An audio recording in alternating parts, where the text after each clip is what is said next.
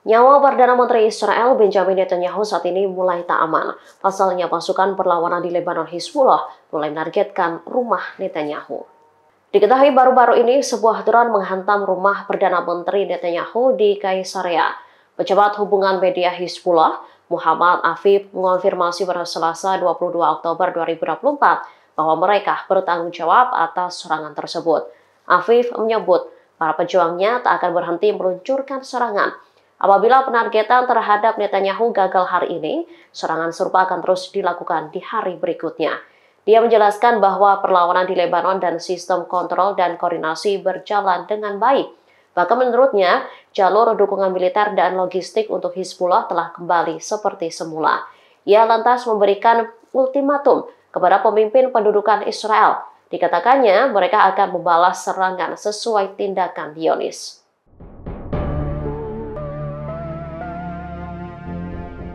Pangkalan pendudukan Amerika Serikat di ladang gas Konogo di daerah Ezor, Suriah Timur kembali diserang. Terjadi ledakan keras akibat serangan tersebut.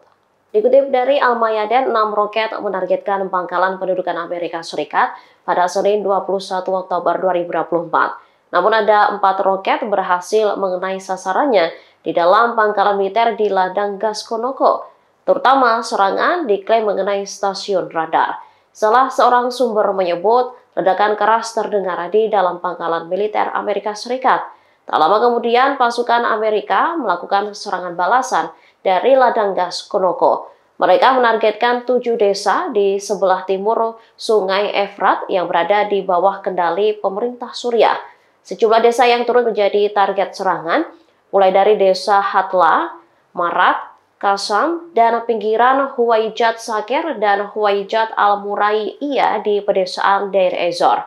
Diketahui, ini bukan pertama kalinya perlawanan di Suriah menargetkan fasilitas gas Konogo.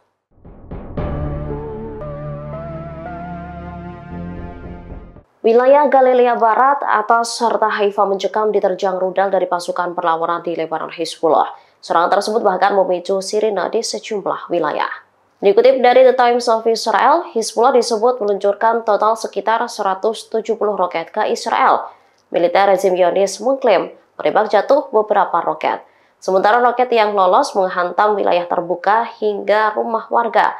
Kebakaran pun terjadi akibat ledakan yang ditimbulkan senjata Hizbullah. Petugas pemadam kebakaran dikerahkan untuk memadamkan api. Dinas Pemadam Kebakaran dan Penyelamatan Israel melaporkan bahwa pecahan rudal pencegat jatuh ke sebuah bangunan perumahan di bagian barat Haifa, menyebabkan beberapa kerusakan pada properti 2 lantai tersebut, tetapi tidak ada korban luka. Sementara jet tempur Israel menyerang pusat komando milik Divisi Intelijen Hizbullah.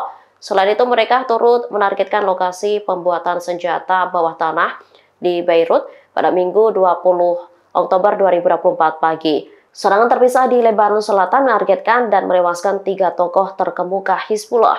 Sebelum serangan, IDF mengeluarkan peringatan evakuasi kepada warga sipil di daerah tersebut.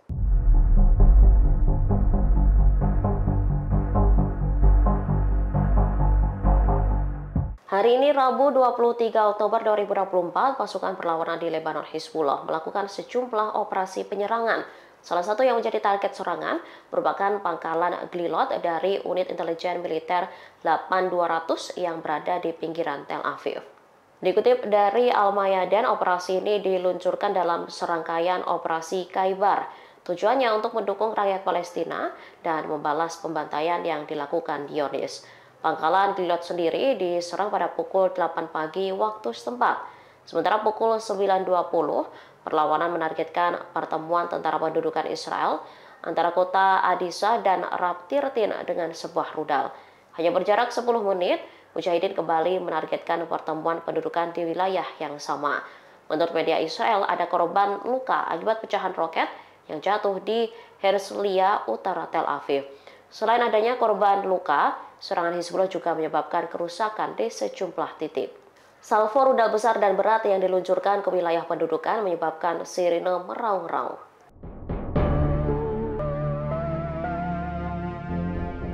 Dua dokumen rahasia milik Amerika Serikat yang berisi serangan Israel ke Iran bocor. Teheran langsung memperingatkan Washington seusai insiden ini. Menteri Luar Negeri Iran Abbas Araghchi menegaskan siapapun yang mendukung Israel menyerang Iran maka harus bertanggung jawab. Meskipun pihak lain itu hanya sekedar mengetahui tentang bagaimana dan kapan serangan itu akan dilakukan. Abbas memang tidak menyebut Amerika Serikat secara langsung dalam unggahan yang ditulis di media sosial X-nya. Namun unggahan itu menyertakan tautan ke artikel Reuters tentang Presiden Biden yang mengonfirmasi bahwa ia mengetahui rencana Israel menyerang Iran.